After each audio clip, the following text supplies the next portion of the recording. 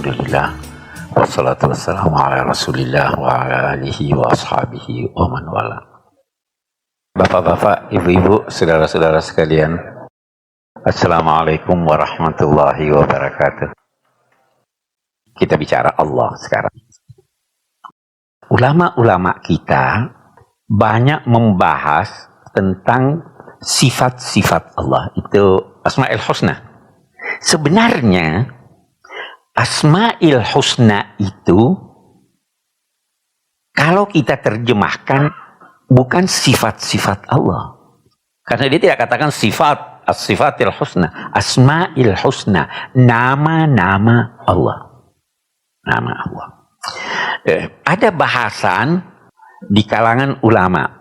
Apakah nama itu identik dengan yang dinamai atau tidak? Kita lihat. Saya ambil contoh.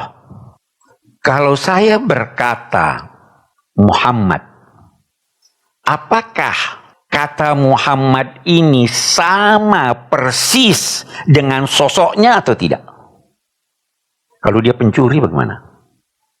Dia bukan Muhammad. Ada ulama-ulama yang berkata begini, kalau saya berkata Allah memiliki sifat 99 yang terkenal itu bisa jadi ada 99 Tuhan. Iya kan? Karena ini 99, padahal dia Maha Esa. Kalau begitu, tidak. Dia itu wujud. Sifatnya di dalam wujudnya. Sifatnya dalam wujudnya. Anda bisa berkata, dia mendengar dengan kudratnya. Dia melihat dengan ilmunya. Menyatu. Saya beri contoh ini. Kalau ini teh. Teh itu tadinya ada gula, ada teh, ada air. Saya campur dia jadi teh. Iya kan? Masih bisa Anda bedakan setelah dia jadi teh. Mana gulanya, mana. Sudah tidak bisa. Walaupun dia tadinya 3. Menyatu. Dia katakan, walaupun nama-nama Allah itu 99, tapi sebenarnya itu cuma 1. Nah, tapi ini pandangan kelompok rasional. Ulama-ulama Ahlus Sunnah berkata tidak. Bisa saja satu itu, sosok satu punya banyak sifat. Bisa saja. Saya suami. Saya ayah. Saya anak. Saya cucu. Saya kakek.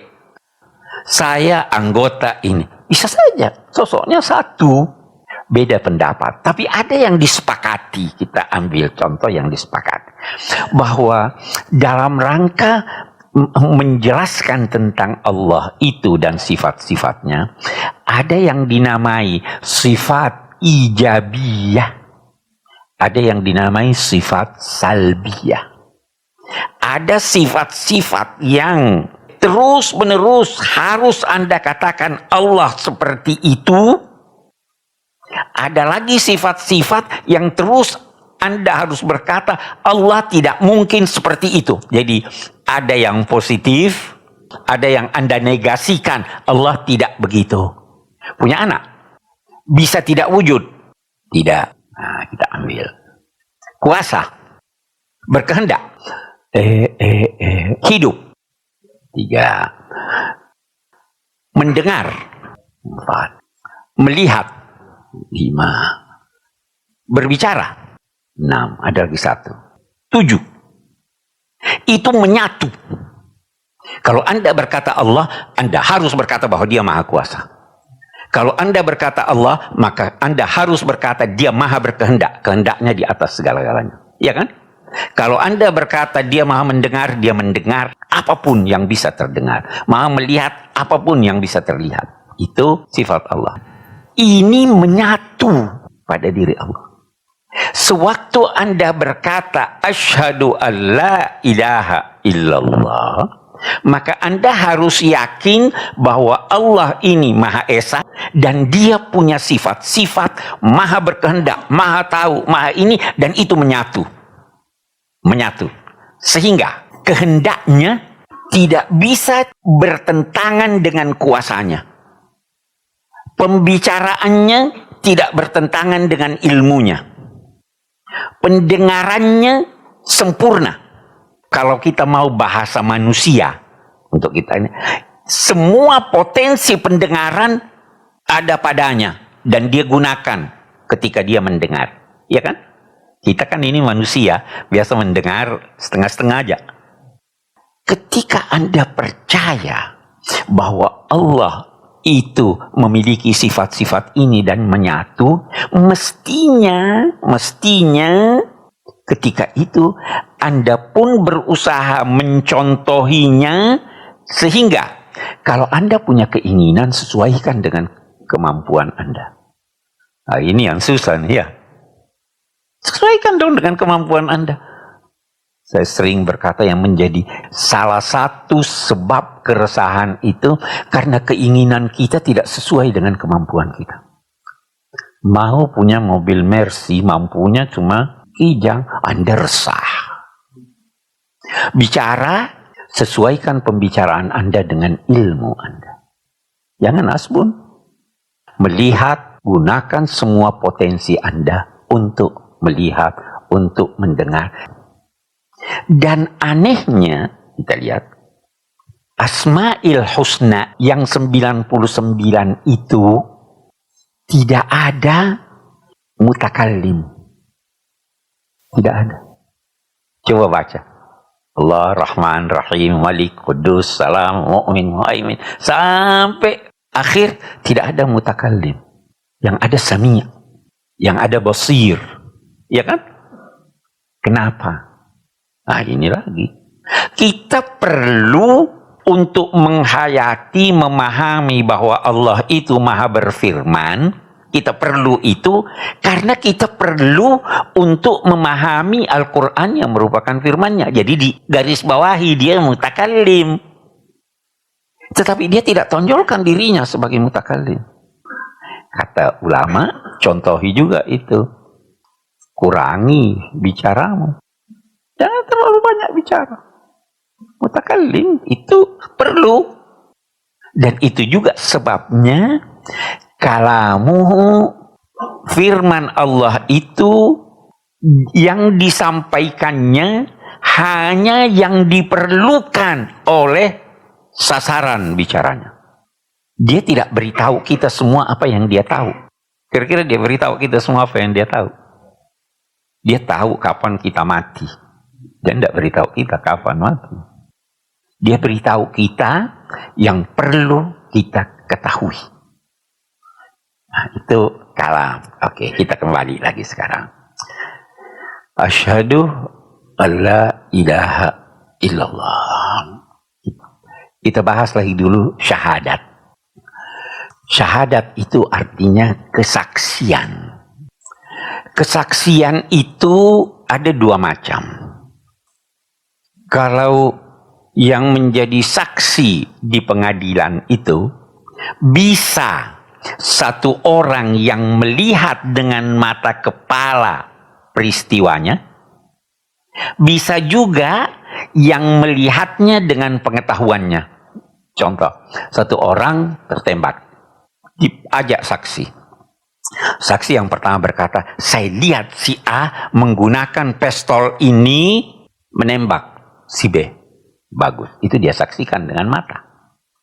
Bisa juga satu orang berkata, ini si A wafat karena tertembak dengan senjata kaliber ini. Ditanya, kamu lihat? Saya tidak lihat. Tapi dia jadi saksi. Dia saksi ahli berdasar pengetahuannya. Nah, kita lihat sekarang kita ini. Allah itu di dalam Al-Quran memerintahkan kita tahu Allah. Fa'lam annahu la ilaha illallah. Ketahui. Setelah Anda ketahui, Tuhan saya sudah tahu kamu. Itu urusan saya sudah dengan kamu. Tapi urusanmu dengan manusia, kamu persaksikan itu. Kita kembali tadi, persaksikan. Hei orang lain, saksikan nih saya muslim. saksi. Nah, kesaksian ini yang diminta di sini bukan kesaksian mata. Yang diminta adalah kesaksian hati. Asyhadu, saya menyaksikan dengan hati saya bahwa tidak ada Tuhan selain Allah. Menyaksikan dengan hati. Dulu saya pernah jelaskan bahwa kesaksian tentang keesaan Allah itu yang diperlukan adalah kesaksian hati, bukan kesaksian akal. Diperlukan kesaksian hati. Ada orang tahu Tuhan itu ini. Saya bisa beri contoh. Itu kita menyerah. Saya ambil contoh menyerah. Menyerah itu ada 3 macam. Bisa menyerah secara fisik. Ada orang bertinju, KO. Menyerah dia atau tidak? Fisik, dia udah jatuh. Akalnya bagaimana? Menyerah juga akalnya? Belum tentu. Dia berkata, saya salah langkah. Saya nggak kalah sebenarnya. Kalau tidak begini. Dia menyerah hanya fisik. Akalnya tidak. Ada orang bertinju, KO. Dia jatuh, menyerah fisik, menyerah akal. Saya salah, saya jatuh. Tapi memang dia lebih kuat dari saya. Yang ketiga ini terus berkata begini. Saya sebenarnya tidak mau menyerah. Saya mau berlatih terus untuk mengalahkan dia. Ini orang tidak menyerah hatinya. Yang diminta dari kita pengakuan hati. Itu sebabnya di kalangan orang-orang tasawuf ada yang dinamai syahadah, ada yang dinamai musyahadah. Syahadah, musyahadah. Oke. Orang-orang tasawuf itu musyahadah menurut mereka ada 2. Ada pengetahuan yang mantap, ada lagi cinta yang membara. Nah, kita ambil contoh. Musyahadah, Anda cinta. Banyak uraian tentang cinta. Termasuk di kalangan tasawuf itu terlalu banyak uraian mereka tentang makna cinta. Tetapi salah satu dari indikator cinta cemburu. Ya toh? Itu orang tasawuf, dia berkata begini, saya kalau memandang kepada Allah, saya tutup mata saya. Yang melihat cuma hati saya. Karena saya cemburu kenapa mata ini melihatnya. Padahal saya hanya mau hati yang melihatnya. Itu musyahadahnya. Cemburu. Cinta pada Allah. Dia berkorban pada Allah. Dan ini nanti yang tadi saya katakan. Dia tidak melihat sesuatu kecuali Allah. Nah, sama lah orang yang cinta kan begitu. Semuanya di mana-mana dia ini. Yang dia lihat cuma itu. Matanya sudah penuh dengan itu. Itu musyahadah. Tidak usah deh kita sampai ke sana dulu. Itu makna asyhadu alla ilaha illallah. Jadi bukan sekedarnya saya bersaksi tidak ada Tuhan selain Allah. Maknanya jauh lebih dalam dari itu. Maknanya jauh lebih dalam dari itu. Begitu juga nanti asyhadu anna Muhammadar Rasulullah. Asyhadu juga loh. Dia tidak katakan a'lamu anna Rasulullah. Saya bersaksi pada orang lain. Saya ini umatnya Nabi Muhammad. Saya itu umatnya Nabi Muhammad. Nabi Muhammad yang ajar saya begini. Ada satu teman, Islamnya baik, punya teman-teman non-muslim. Dia kalau ketemu selalu berkata, Assalamualaikum. Terus itu, ini kejadian benar nih.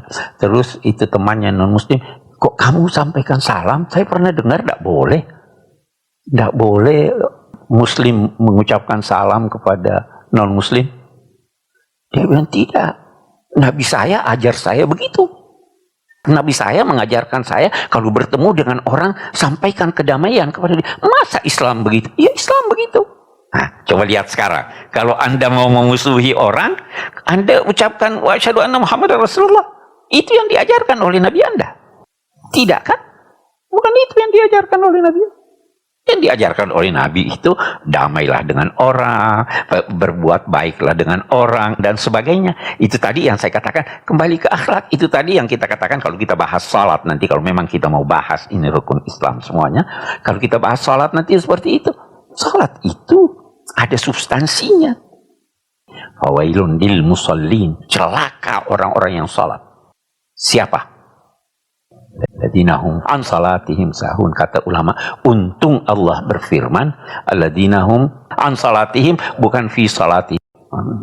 Mereka yang lupa substansi salatnya, bukan lupa waktu salat. Saya sekarang ini sering lupa salat ini tadi 5 rakaat atau 4 rakaat sudah. Lupa substansi salatnya. Nah, substansi salat itu apa? Yura'un, tidak mengagungkan Allah. Yamna'unal ma'un, tidak mau membantu walau hal-hal yang kecil. Jadi ada substansi agama ini. Bukan cuma syahadatain dan sebagainya itu. Nah, saya katakan lagi, kekeliruan kita itu bukan cuma tidak mengajarkan bagaimana melafazkan yang baik syahadatain, bagaimana memahami makna syahadatain, substansinya kita tidak paham. Itu arti syahadatain.